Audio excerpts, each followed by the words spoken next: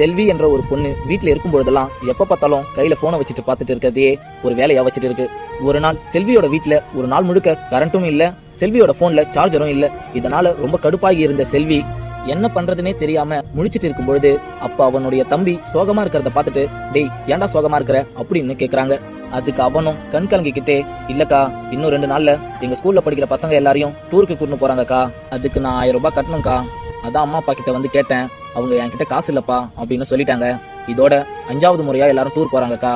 ஆனா இதுல நான் ஒரு தடவை கூட அவங்க கூட டூர் போனதே இல்லக்கா.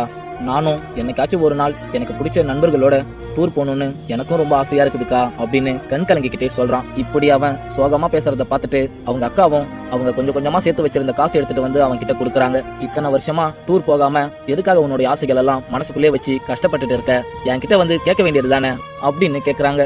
அதுக்கு அவனும், இல்லக்கா நீயே காலேஜுக்கு தான் போய் படிக்கிற, உங்ககிட்ட எப்படி காசு இருக்கும்னு நினைச்சுதான் நான் கேட்கவே இல்லை.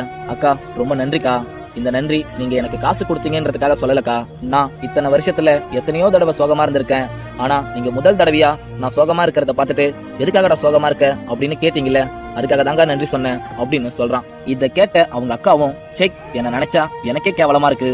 இப்ப கூட நான் என்னுடைய போன்ல சார்ஜர் இல்லாததுனாலதான் அவனுடைய கஷ்டம் என்னன்னு என்னால புரிஞ்சுக்க முடிஞ்சது அப்படின்னு யோசிச்சு அவங்களுக்குள்ள இருக்கிற தப்ப அவங்க உணர்றாங்க. நண்பா, இப்ப நம்மள பல பேர் இப்படித்தான் இருக்கும். நம்ம கையில போன் வந்ததும் நம்ம கூட இருக்கவங்க கிட்டயும் பக்கத்துல பழகுறவங்க கிட்டயும் பேசுறதை நிறுத்திடுறதுனாலதான் அவங்களுடைய அன்பையும் கஷ்டத்தையும் நம்மளால புரிஞ்சுக்க முடியல. தயவு செஞ்சு இந்த மாதிரி தப்பெல்லாம் விட்டுட்டு கொஞ்சமாவது மத்தவங்க கூட பேசி பழக பாருங்க. இந்த குட்டி ஸ்டோரி பிடிச்சிருந்தா மறக்காம லைக்